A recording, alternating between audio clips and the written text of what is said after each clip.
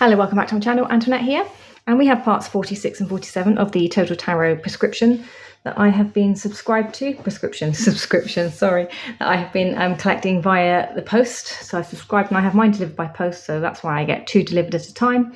These are available in the UK to purchase separately. You get one every fortnight. So this would come in a pack with half a deck, this would come in a pack with half a deck, and I believe you would get one card in each, thinking about it logically. And these are the collections. This is the Golden Art Nouveau.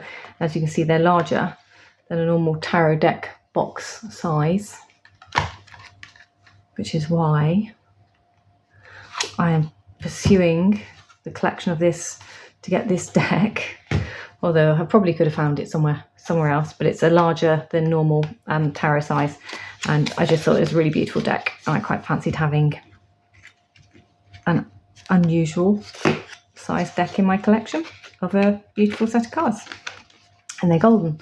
So we are onto the knights that's gone into there. So I've got two knights,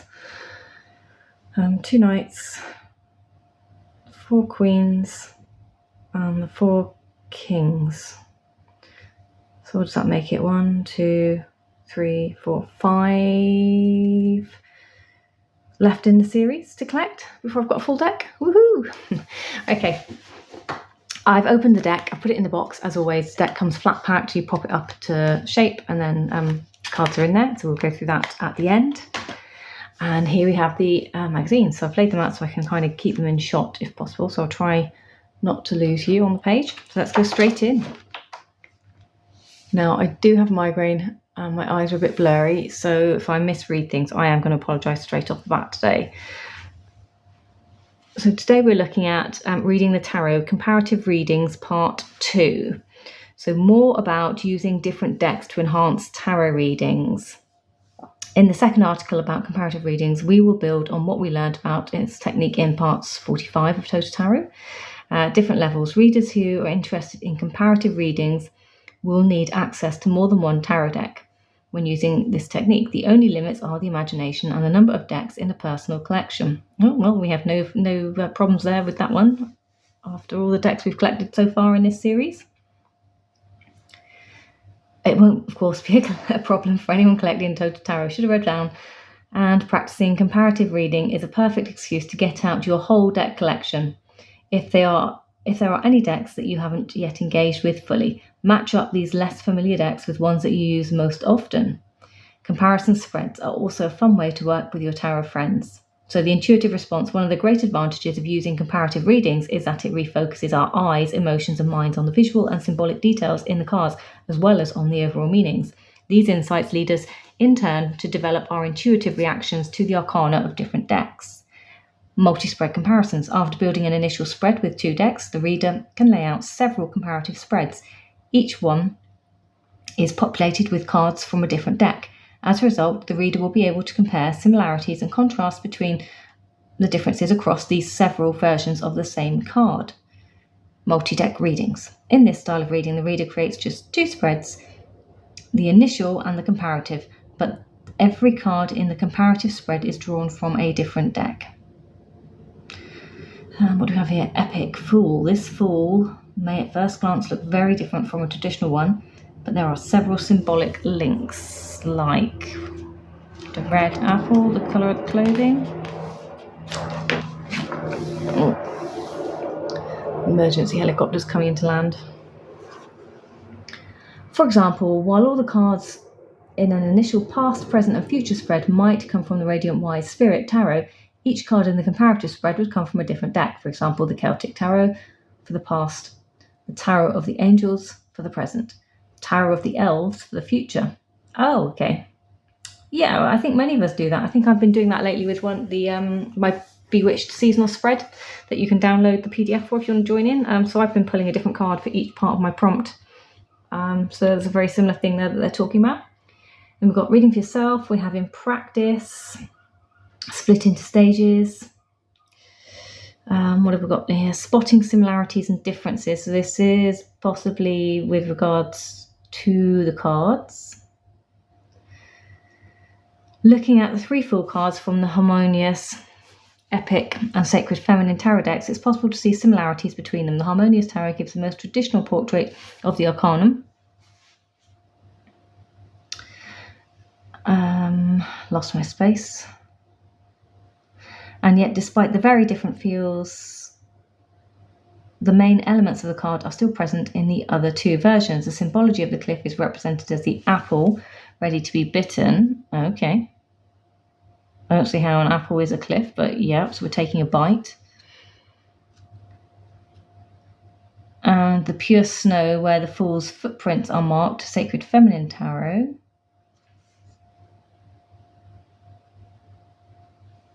Is also a representation of cliff.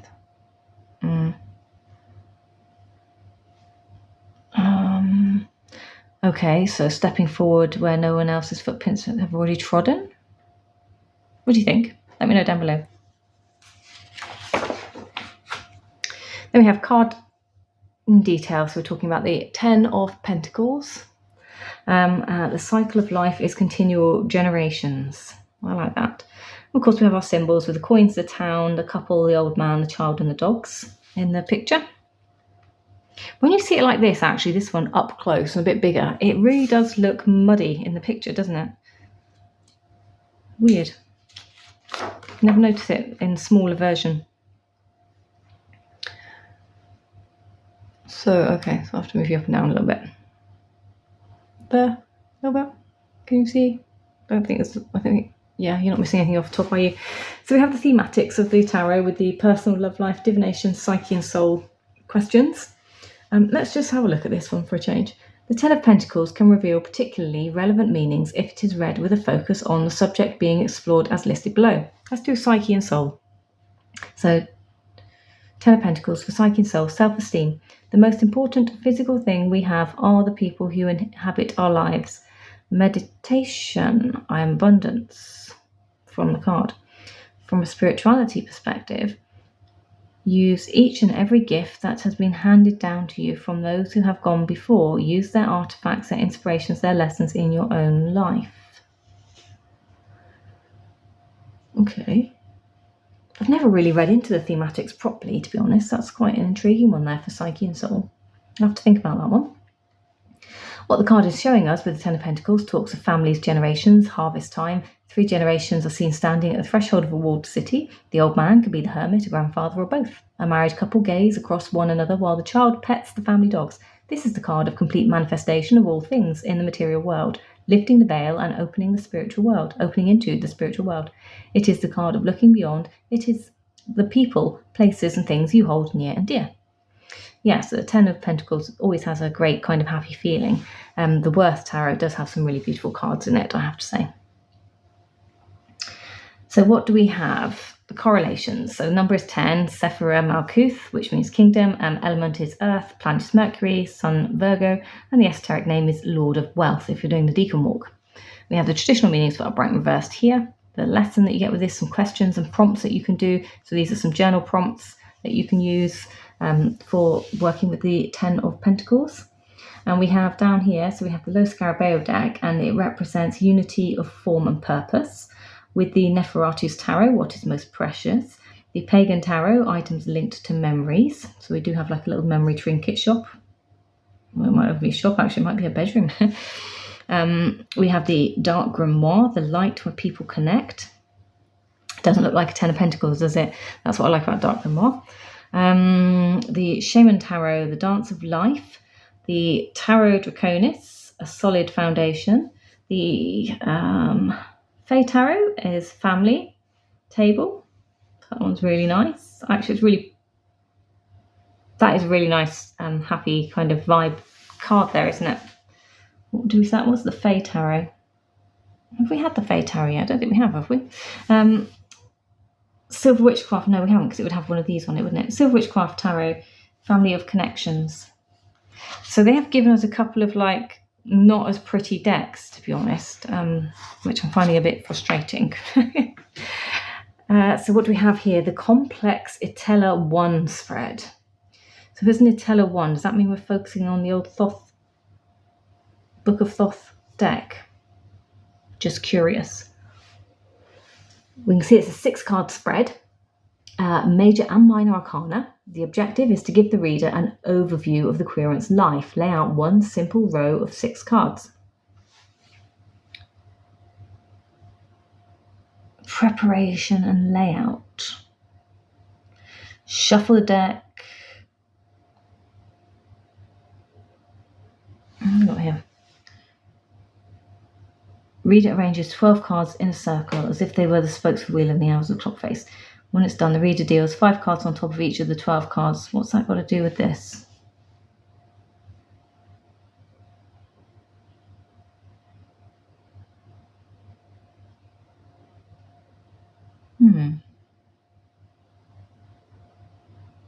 So this is calling it the complex Attila spread. This says 6 cards. Complex Attila spread is particularly useful in readings for strangers, for querents, for readers, taking inspiration from both astrology and tarot. Overviews of what's focusing on a person's life situation. The spread is named after Attila, born John Baptiste Attila, the French, creator of the Book of Thoth,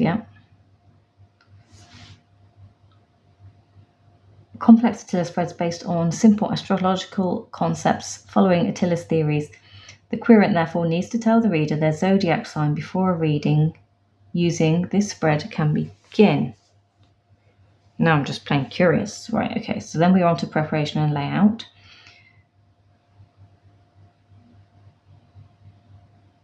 I suppose I'm just curious why this says 6 cards and this says 12. I know 12 is going to be our astrological houses. That's quite obvious to me. So we're going to lay out a clock with 12 numbers, effectively. And then we're going to do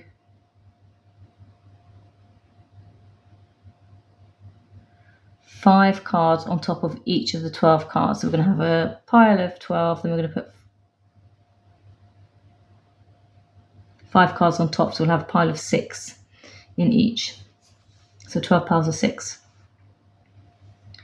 There will be 6 cards left over, and these should be put to one side, starting from the top of the wheel corresponding to 12 o'clock and continuing clockwise. The 12 small piles are linked to 12 signs of the zodiac as follows. So 12 o'clock is Aries, then Taurus, Gemini, Cancer, Leo, Virgo, Libra, Scorpio, Sagittarius, Capricorn, Aquarius, Pisces. Take the small piles corresponding to the querent's zodiac sign. So that's where the 6 cards come from. Right. Oh, this is a bit in depth, this one, isn't it? So you'll take the one corresponding to their zodiac sign. Only these cards will be interpreted while the others placed to one side. That's a lot of faff to get your 6 cards for your spread, isn't it? But it's interesting.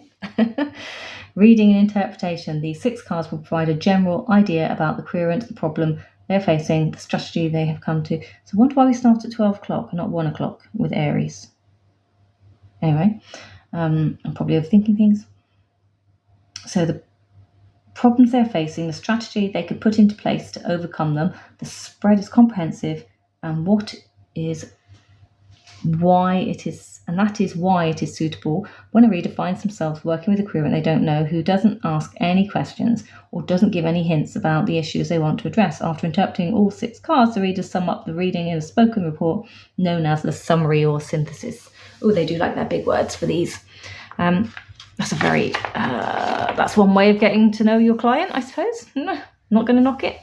And we do have positions then. So, okay, so 6 cards have positions. We have the home, the person, the symptom, the problem, the advice, the message. So you do get a message to give to that person based on a problem, even if that's not the problem they think they're sat down to know about. So what we're suggesting is that these cards will tell you about a problem in their life. It might not be the one they're going to own up to, and how they can then address that problem. All right, interesting. Tarot deck library. So we have information here on our Manga Tarot.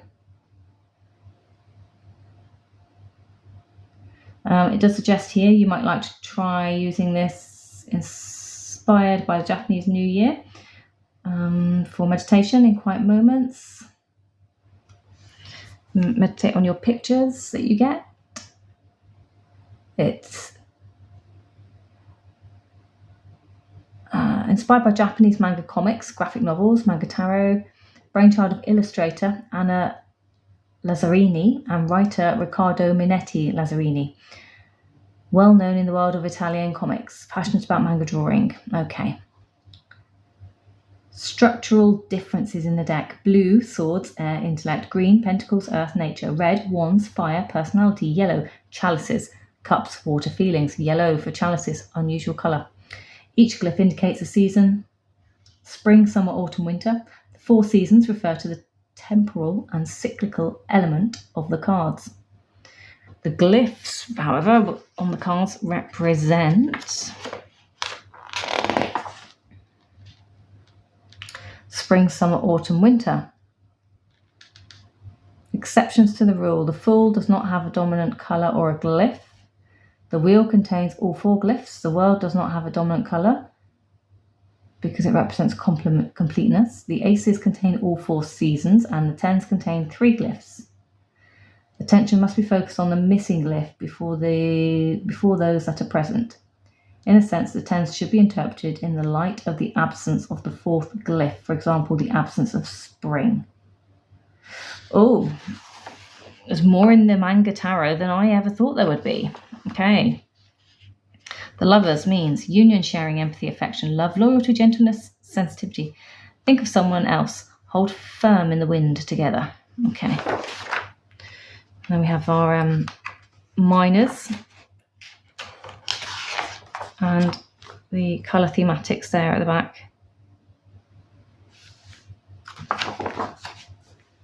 Right, next, 47. Oh, what have we got here? Oh yeah, I did have my email. I'm not going to lie, I already thought it was $8.99. I already thought I was paying $8.99, but I'm not. So it's $8.99 now an issue, rather than, I think when it first came out 2 years ago, it was $6.99.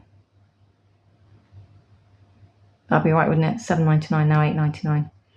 Yeah. I think we all are well aware of the cost. We all know that the cost of decks has gone through the roof. So has magazines.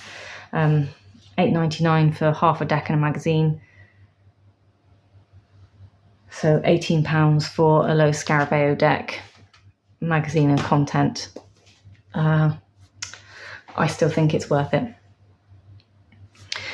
Now I know this is the Runic Tarot, that I do know, because that's the next deck coming out, I think. Wherever you are in your journey, every so often, it's a good idea to stop and reflect on how far you've come. Very true. Self-awareness is not always the result of purposely focusing on oneself. On the contrary, powerful moments of recognition come when facing the infinite. It is an important lesson to keep in mind when using your tarot. Know thyself. So I know anyone who likes runes is going to be excited to see this issue if you're collectors coming through. I don't have this deck. I've heard lots of people talk lovely things about this deck. So yeah, it's one I actually am welcoming into my collection. So here we're talking about empowerment. When the cards approach from a predictive point of view, empowerment is not usually equated with tarot. Then we're talking about spiritual journey, when the readers find that their spiritual beliefs reflected, supported and deepened through the tarot. We have personal analysis. Through daily tarot practice, many readers are able to build up a deep understanding of their own personality. Very true. Psychological path, modern tarot holds up not only as representing potential outcomes, but as a complete description of the human psyche. Mind, body and soul, with the boundary between a psychological journey and a spiritual journey, can never be fully defined. New languages, tarot cards succinctly describe personality types and situations.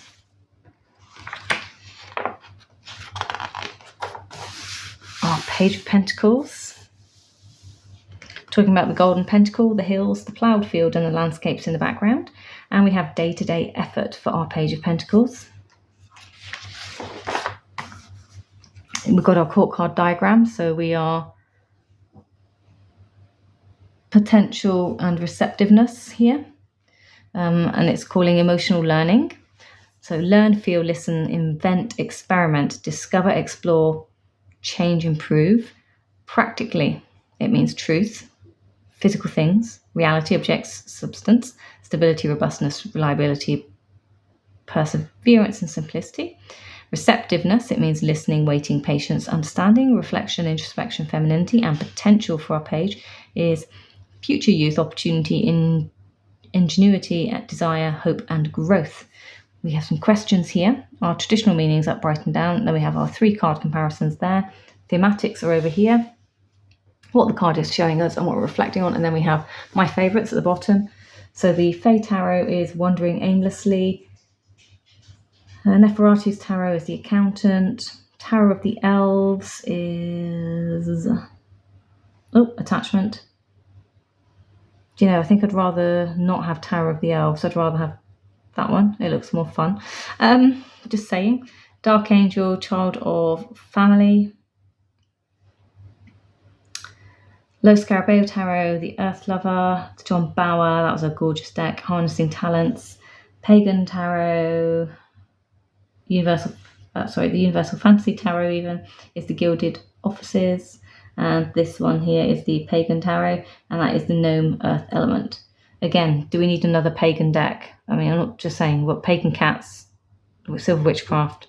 We've got umpteen RWS versions of, the repeat RWS story. What about Total Tarot? Some of the ones that are no longer available to buy. There are some gorgeous decks that have gone out of print that if you want to keep us as subscribers, perhaps you could reprint those for the subscriptions. Just a thought.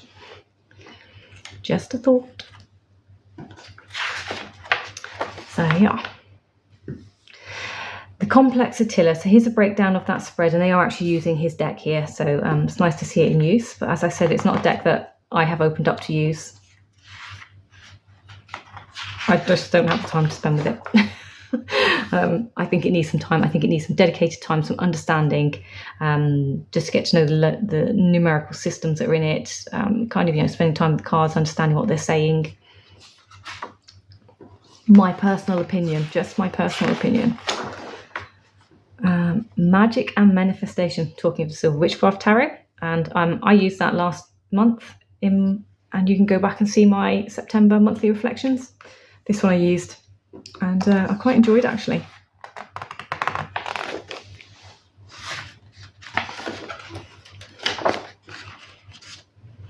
Gerard Donhus Pappas one. The scholar responsible for ushering tarot into the 20th century. Esoteric doctor and hypnotist. He has complex works and system in tarot asserted in this book, which was illustrated by Oswald Worth, that tarot was handed down from the ancient... he's the ancient Egypt man, is he? He claimed tarot contains a detailed, systematic exposition of Kabbalah, astrology, and numerology. Theogony, the study of the creation of God. Androgyny, study of the creation of man. And cosmogony, study of the creation of the universe. Pappas believed, like Eliphas Levi, that magic can be expressed with the same language and precision as the rational sciences. So I need to read a bit more into this, but is this the man that made up the links? Is he the person who made up the links to the Egyptian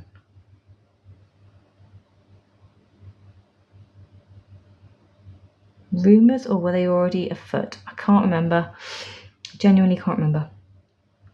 But over time you find synchronicities and things, and when you find a synchronicity it links, and then you add that nuance to a layer of your whatever you're doing, your ritual, your bonding, your knowledge, your usage. And I think that layers of synchronicities and nuances build your ability to read tarot and enrich your ability to read tarot, which is why I like to layer anything I read into my cards if it resonates.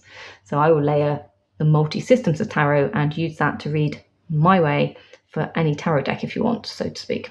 And many people will come at me for that because they'll be like, oh, I'm such a heathen, how dare I? But that's how I do it. I just believe in that, so I'll do numerology, astrology, RWS, Thoth, Marseille, cartomancy, smash them all together. What have I got? I've got my version of reading. Because my brain is only so big, I can only remember so much. So And then we have the minors for the Manga Tarot. Yeah, Runic Tarot next. Deck. Let's go. So it's going to be the same as Lo Scarabeo cardstock. Doesn't change. So these are, I got this the wrong way up. Yeah. So these are the backs. So it's reversible for the reversibles who like to do that. Bring you down. I was going to attempt that spread, but I think we've run out of time. So let's just get to the cards. So we've got, like, she's leaving footprints, trails of footprints, almost like poppies from where she's walking. So our magician. And I think just these must be the glyphs that they were referring to, because we have no glyphs here. Oh, and no colour, because it has no season. Right.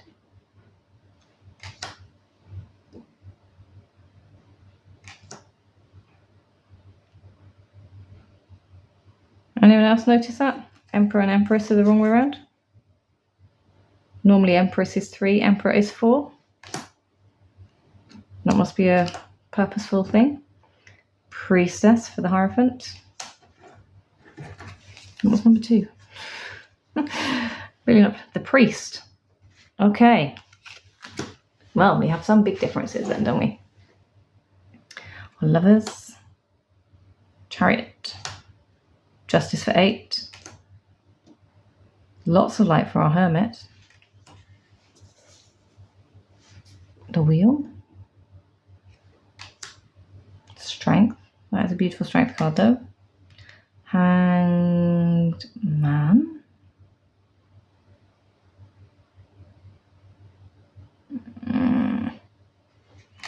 Unusual. Death. Temperance.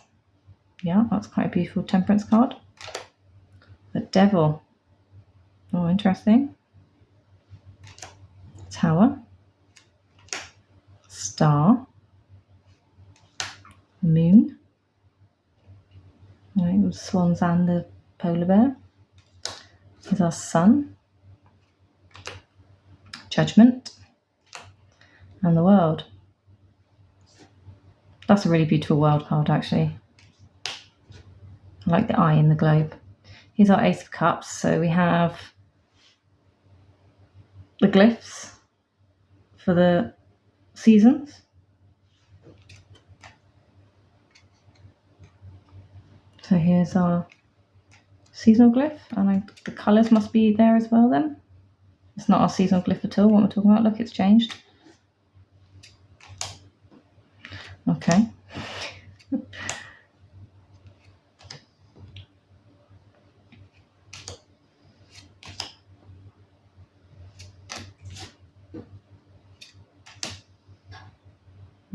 Page. Knight. Water Dragon. I mean, there's a lot of dragons in kind of Japanese, Chinese mythology, isn't there? So it's nice to see them depicted in very positive ways. Here's our Pentacles. The dragons are always far more, I don't know, they always seem less scary looking than the ones that we have in the UK. Yeah. Oh, like big, huge dragon that burns you down, whereas the ones that they depict usually have like their lovely moustaches and beards and their long flowy bodies and beautiful colours, bright colours. 10 of Pentacles. There's our Page, Knight, Queen, and King.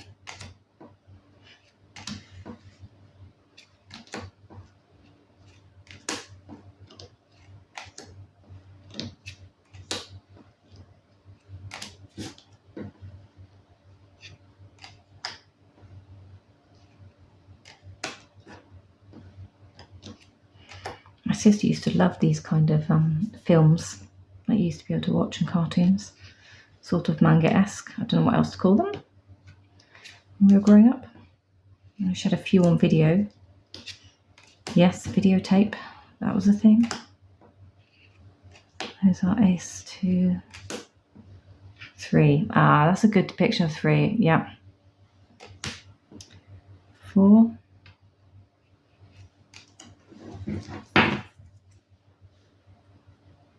5.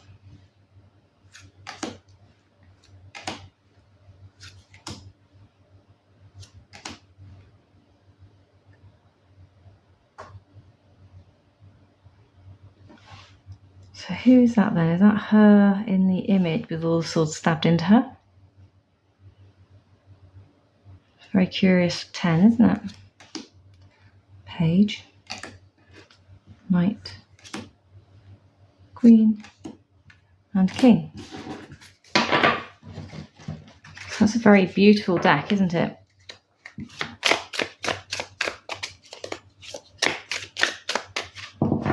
This one surprised me. It surprised me more than the one I looked at last week. The was it 45, 46 edition deck? New Visions RWS, whatever it was. Because I'm just sick of RWS at this point. Like, how many more of those can you give me? At least with the Tarot of Opposites, it had something new in the cards and more interesting imagery. But yeah, I just...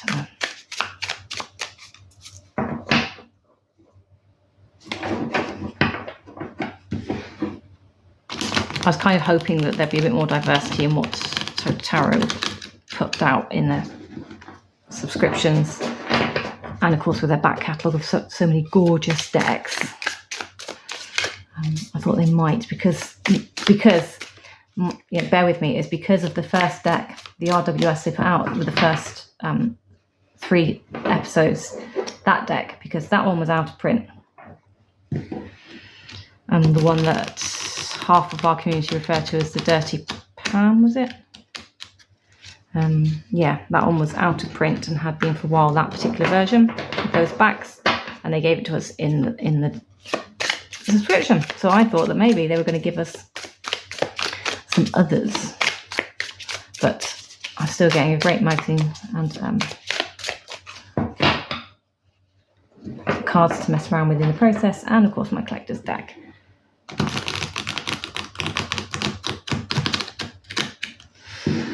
What am I doing? I'm now just plain old waffling. I'm wondering if I have time to do the spread. We're half an hour in. Can I do the spread? Let me put you on pause. I'm going to lay out the cards. Okay, there we go. Book 12. So I am going to literally do it like this.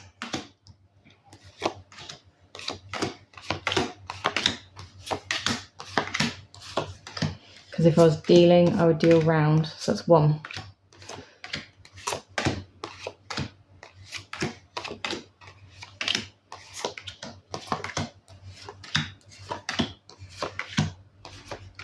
Two.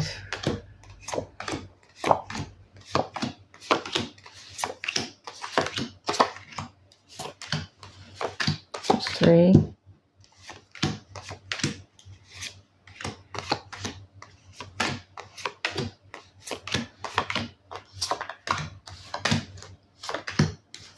4.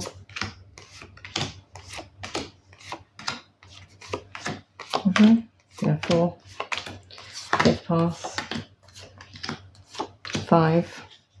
1, 2, 3, 4, 5, 6 cards left. 6 cards go to one side. So we said Aries. So I already know I'm not interested in those. So Aries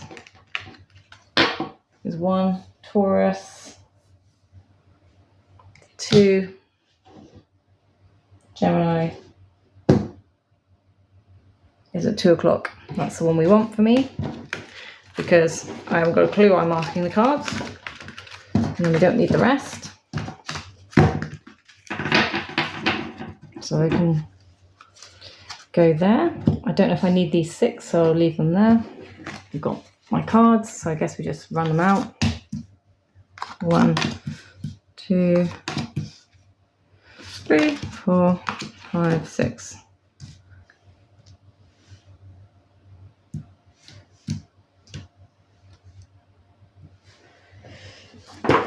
Right, let's take a look.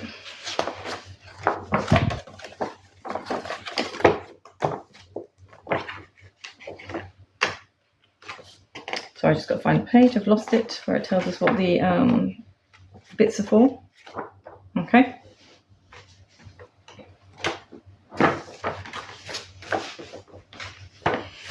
So we have the home, number 1. The card in this position associated with the environment and energy that usually surrounds the querent. The Arcanum level represents so rest and recuperation is the energy that surrounds me most of my life when I'm not at work, because that's what I have to do to pace myself and not make myself ill. Number 2, the person, 4 of Wands. This card represents the querent, that is the person at the center of the situation described by the first card. So stability, happiness, those are my key things. So being able to have a stable, happy life whilst finding status quo and rest and relaxation, and able to combine whatever else I need to do. So they make a lot of sense. The symptom, here we go. This card represents what the querent sees as their problem. It may be an emotional block, a difficulty that needs to be overcome, a challenge or an opportunity. So there is something that I can't see around or through or into that is causing or threatening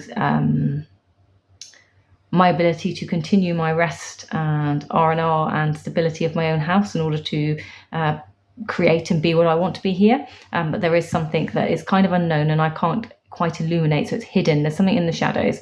I know it's there, they know they're there. But I can't quite see what their motives are for whatever it is that they're doing right now. So there is a hidden motive for something, so that's absolutely true. The problem, 9 of Cups.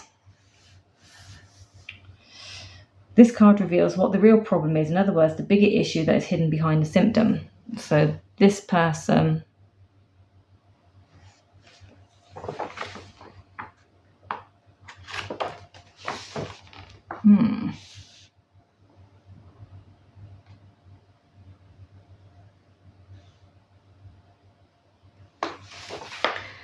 This person wants what I have.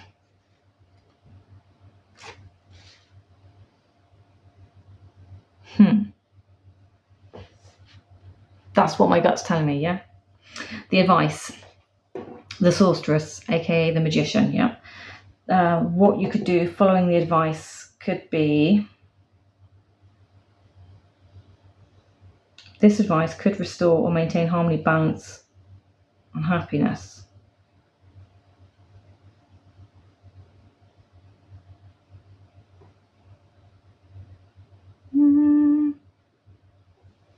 That's interesting.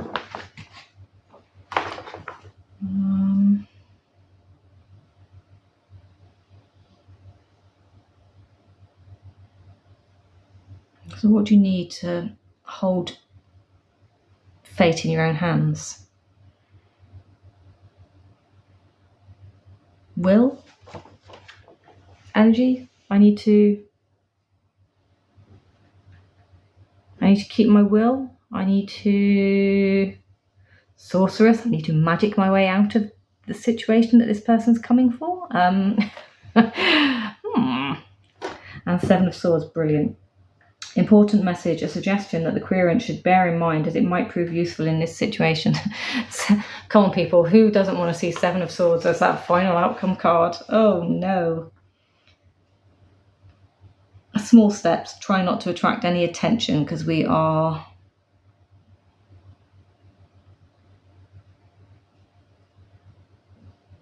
What are we doing?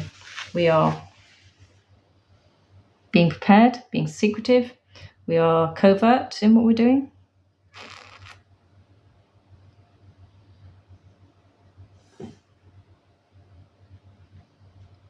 Keeping my will, remaining softly in my approach will overcome the person that's consistently finding the need to irritate our current life situation. How about that? Well, there you go. There's an interesting spread. that was quite curious. Would I do it again? Maybe. It was a lot to do just to get those cards out. Could I do it in the format of just asking about my home, my person, my symptom, my problem, the advice, the message, and just throwing out 6 cards? Yeah, I probably could. These 6 cards, I'm interested. What have we got? So strength. So if I was going to put them down like this, that's interesting. No, not the Emperor, because it's 3, 4, gives a 7.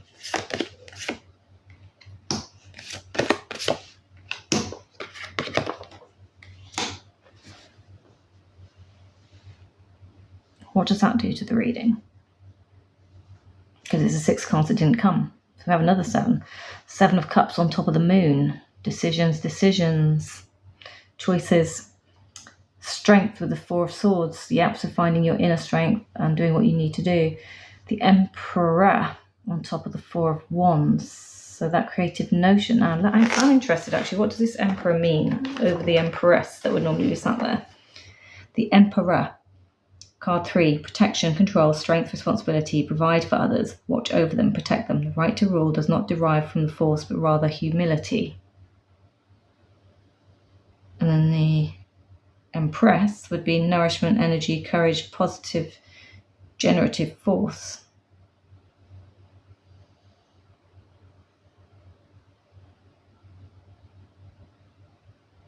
That's really interesting, isn't it? I'm not sure why they've swapped the 3 and the 4 around. I can't see anything that says why.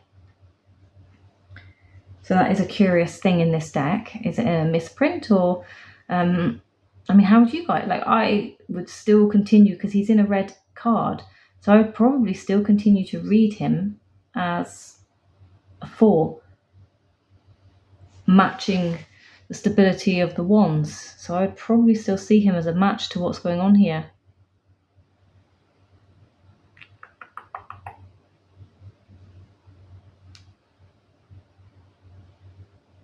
Lovers with the 9 of Cups. Yeah, you do need to bring in happy families, which means that you need to have a good relationship with people. 6 of Pentacles. So sharing information, sharing knowledge, bringing it into the forefront of what you're wielding. Gives you the ability to wield it better. 10 of Pentacles for 7 of Swords. That softly will bring a happier ending to the situation.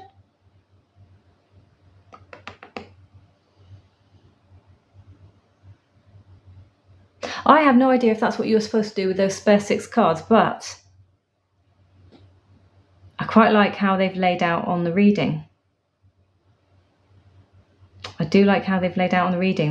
So I'm using them as an expansion to the card that's there in the position. So this is I don't know, would you call it clarifier? But I'm expanding on the 4 of Swords with the strength rather than using it as a completely separate card. So these top cards I'm just using, which is why I like to put them diagonally. It's not because they're crossing the card. I use them as an expansion to this. So here's my base card, here's my expansion. And when I do these. Yeah, okay, there we go. There's Total Tarot 46 and 47. Surprised me again. I actually... really pleasantly surprised with the way the deck works and reads. The spread, yeah, now I've done that. I think using the second layer, I wouldn't use this spread just to get 6 cards. Absolutely not. That was just far too time consuming to do that for, one thing. But using the 6 cards that didn't come into any of the other houses, yeah. Who's to say they weren't meant to be in that spread, Who's to say? So there we go. Until the next one, take care. Bye-bye.